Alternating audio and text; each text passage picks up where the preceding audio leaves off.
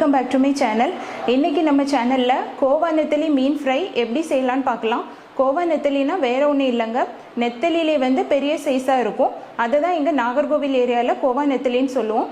அந்த கோவா நெத்தலி வச்சு ரொம்பவே சூப்பரான ஒரு ஃப்ரை எப்படி செய்யலான்னு பார்க்கலாம்.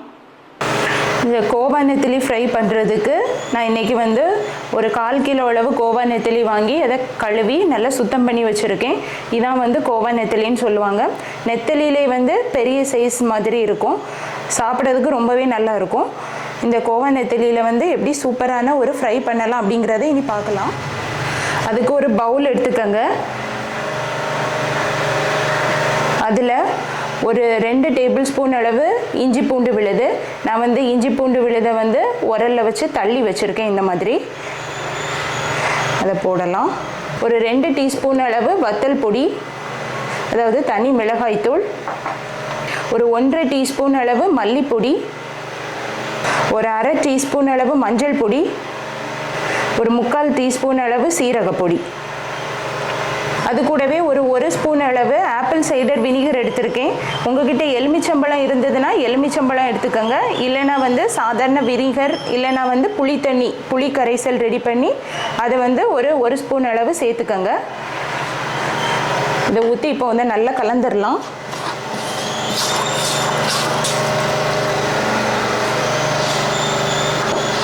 இது கூடவே ஒரு முட்டை, அப்புறம் ஒரு ஸ்பூன் அளவு சோள மாவு, ஒரு 2 ஸ்பூன் அளவு அரிசி மாவு.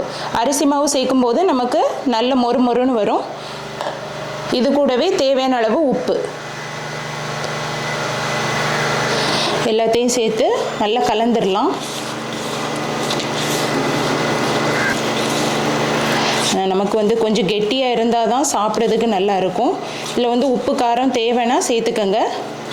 உங்களுக்கு இதில் வந்து மிளகு பொடி இருந்ததுன்னா அதில் வந்து ஒரு 1/2 டீஸ்பூன் அளவு மிளகு பொடி சேர்த்துக்கோங்க. இந்த மாதிரி கெட்டி ஒன்றும் இல்லாதது மாதிரி நல்லா வந்து கலந்துருங்க. இனி கழுவி வச்ச மீன் துண்டுகளை இதில் சேர்த்துடலாம்.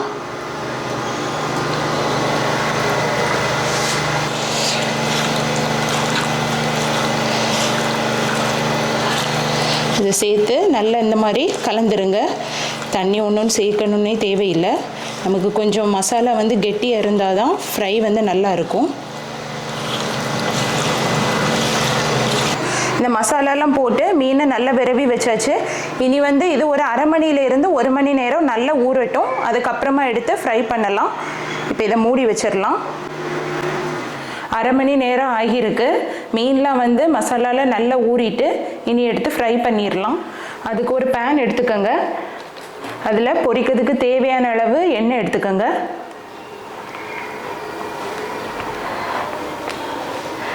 நான் இன்றைக்கி கொஞ்சம் செமி ஃப்ரை மாதிரி தான் பண்ண போகிறேன். உங்களுக்கு டீப் ஃப்ரை பண்ணணுன்னா எண்ணெய் வந்து கொஞ்சம் எக்ஸ்ட்ராவாக விட்டு ஃப்ரை பண்ணிக்கோங்க. எண்ணெய் லைட்டாக சூடானதும் நம்ம மசாலா தடவி வச்சுருக்க கோவா நெத்தலியை எடுத்து இதில் போடலாம்.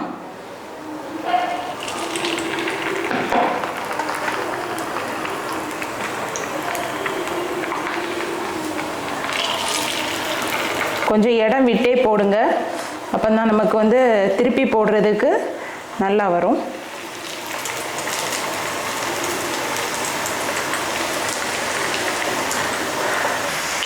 ஃபஸ்ட் இவ்வளோத்தையும் ஃப்ரை பண்ணிவிட்டு அதுக்கப்புறமா மீதி உள்ளதையெல்லாம் ஃப்ரை பண்ணலாம். எல்லாத்தையும் ஒரே அடியாக போட்டு ஃப்ரை பண்ணிடாதீங்க. கொஞ்சம் இடம் விட்டு விட்டு போட்டு ஒரு 2-3 பேட்சாக ஃப்ரை பண்ணி எடுக்கலாம்.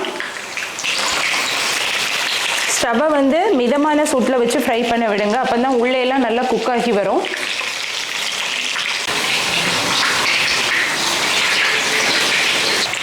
ஒரு பக்கம் பொரிஞ்சதும் அதை வந்து மெதுவாக அப்படியே திருப்பி போடலாம்.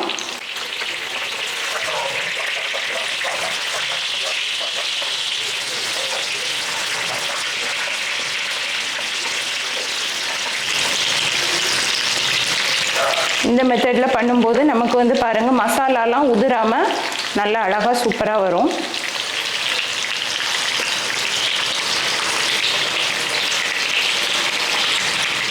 ஒரு 2-3 தடவை அப்படி அதை திருப்பி திருப்பி போட்டு உங்களுக்கு தேவையான அளவு கலர் வர வர ஃப்ரை பண்ணி எடுங்க. இப்போ வந்து நல்ல ஒரு பொன்னிறமாக வந்திருக்கு.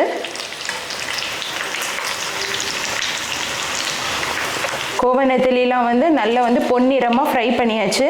இனி இதை வேறு ஒரு பிளேட்டுக்கு மாற்றிடலாம்.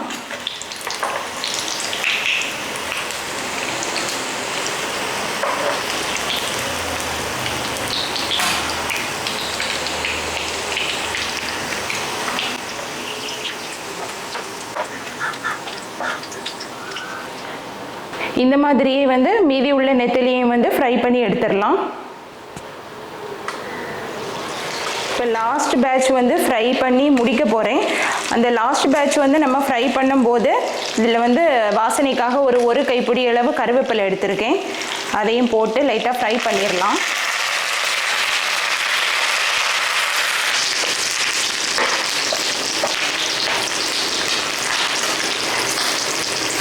பாருங்கள், மசாலாலாம் உதிராமல் சூப்பராக வந்திருக்கு.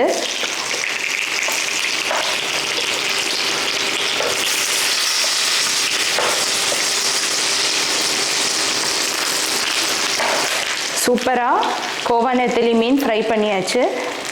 இனி ஸ்டவ்வை ஆஃப் பண்ணிடலாம். அவ்வளோதான், சூப்பராக வந்து கோவா நெத்திலி ஃப்ரை பண்ணியாச்சு. இந்த மெத்தடில் பண்ணிங்கன்னா உங்களுக்கு வந்து மசாலாலாம் உதிராமல் சூப்பராக ஃப்ரை பண்ணி எடுத்துடலாம். சாப்பிட்றதுக்கும் வந்து வெளியே வந்து நல்லா மொறுமொறுனும் உள்ளே வந்து நல்லா சாஃப்டாக சாப்பிட்றதுக்கு சூப்பராக இருக்கும். கண்டிப்பாக நீங்களும் இந்த மெத்தடில் செஞ்சு பார்த்துட்டு எப்படி வந்திருக்குன்னு கீழே கமெண்ட்டில் சொல்லுங்கள்.